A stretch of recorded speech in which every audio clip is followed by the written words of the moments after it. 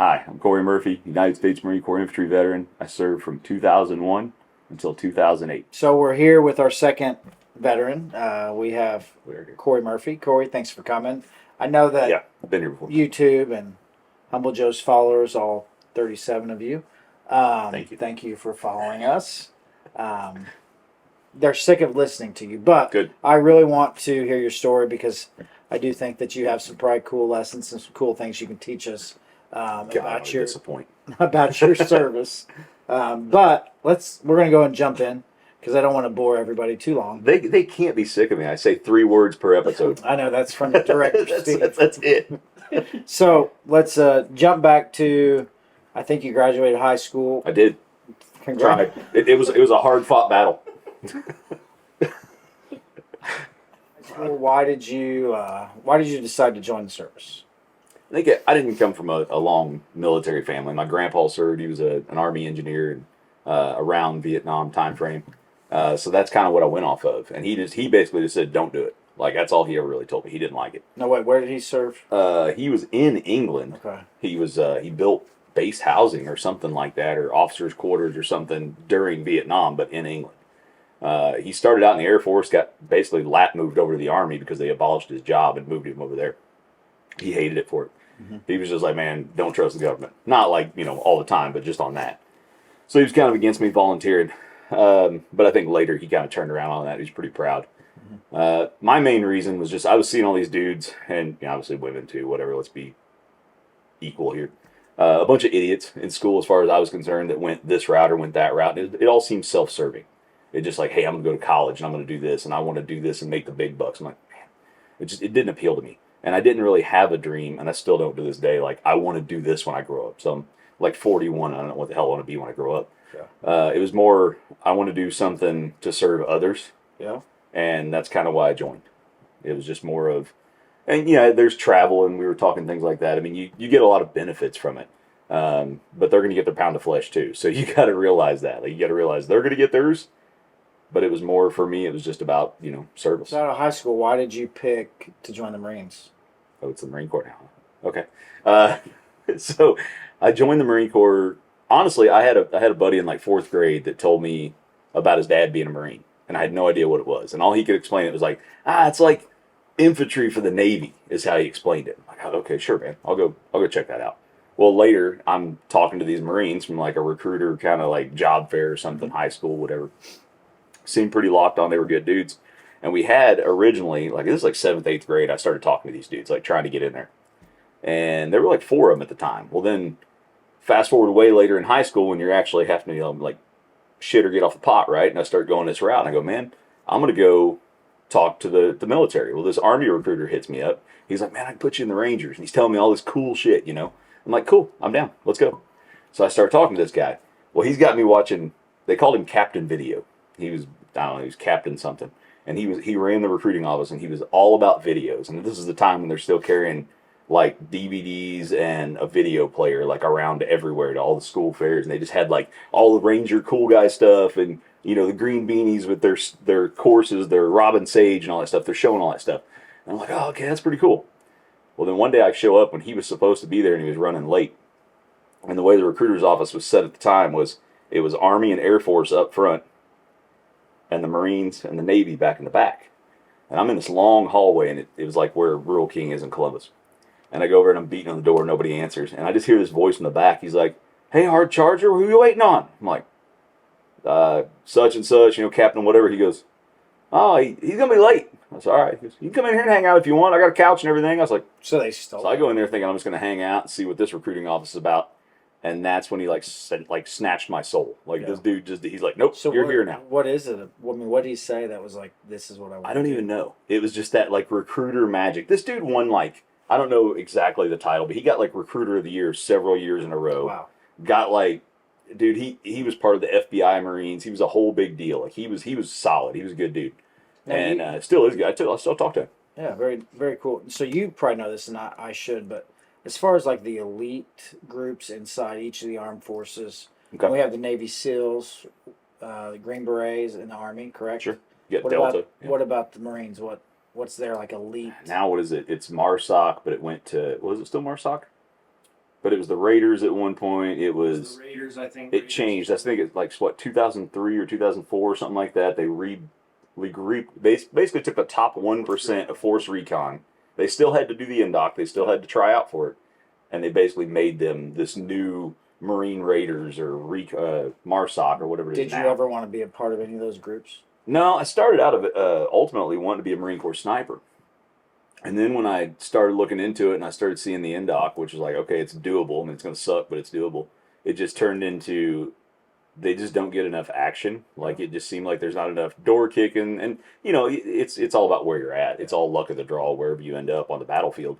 But it just seemed boring to me, and it was a lot of math, and I just don't like math. So, well, when you're talking about math, tell me a little bit about the education that you got while you were in service as far as training goes. What does that look like as they're trying to teach 18, 19-year-old men some things that they need to learn to survive on the battlefield? What does like normal typical education look like in the Marines? well, boot camp they basically start out by teaching you how to walk because they just cater to like the lowest common denominator.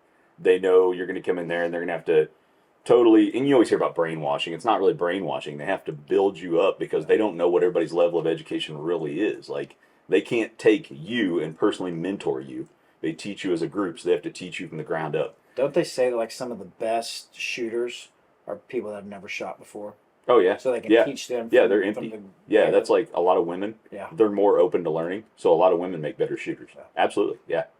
But yeah, they go all the way through it because every Marine is a rifleman in theory, right? So they teach everybody how to shoot like you've never operated a firearm. That's why like an AR-15 is a perfect weapon for most people because it's a basic platform that anybody can learn on. It's very stupid simple to teach.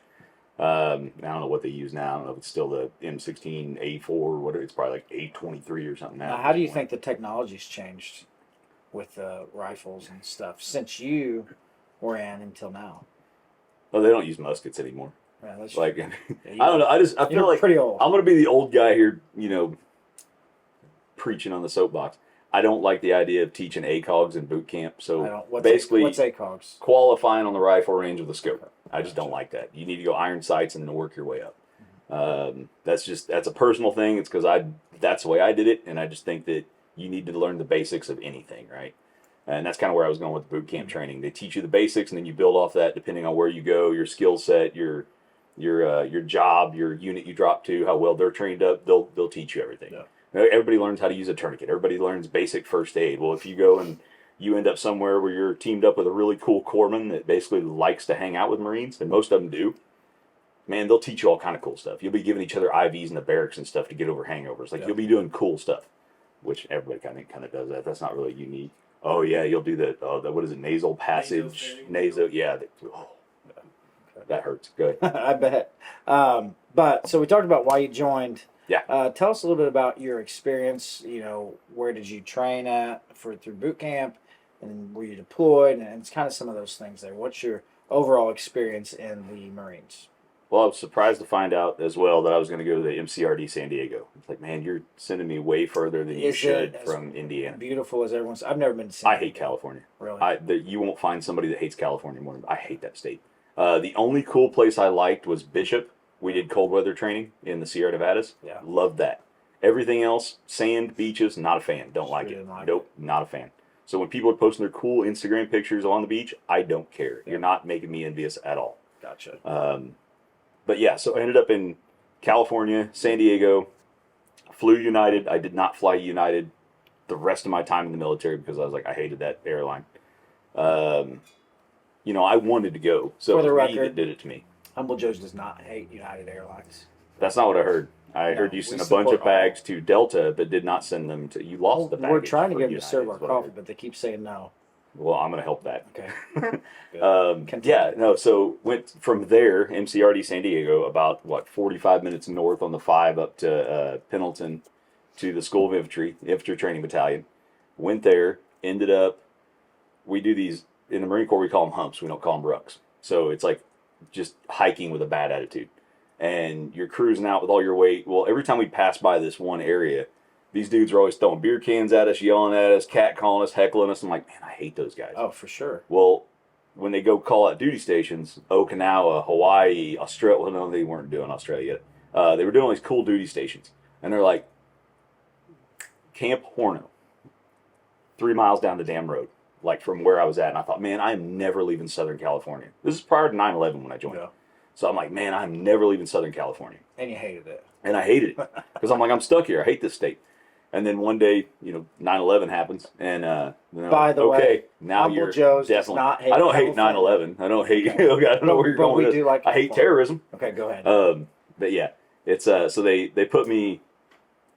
Yeah, I went on a float. Went on a 6-month deployment Westpac, which is basically like a cop gets in a car and does a tour, just a show of force and to be readily available if something does happen, or well, a show of peace probably, I guess, for cops. But it's like, hey, if something goes down here, we're closer to respond. Yeah. That's what the Marine Corps does. Where on did ship. You go? Oh God, I don't even remember all the places. Australia, Bahrain, Kuwait. I've been to Hawaii like 5 times. Yeah. Again, love beaches, right? So that was great. Jordan. Yeah, they say Australia. I loved Australia. I don't know. There's a lot of places. Yeah. Went to a lot of places. Been, like I said, Kuwait more times than I should, but it was fun. Yeah, there's a lot of good travel there. A lot of I think Sturgill Simpson sings about seeing the world from the inside of a bar. I've done that. Yeah. I sat in Australia in a bar pretty much the whole time. If it was getting dark, I was in a bar. It was great. Does the beer taste better there? Just because you feel like it does. You're in Australia. Yeah, it's like Kitty O'Shea's in Darwin was amazing. I love that place. Cool. Yeah.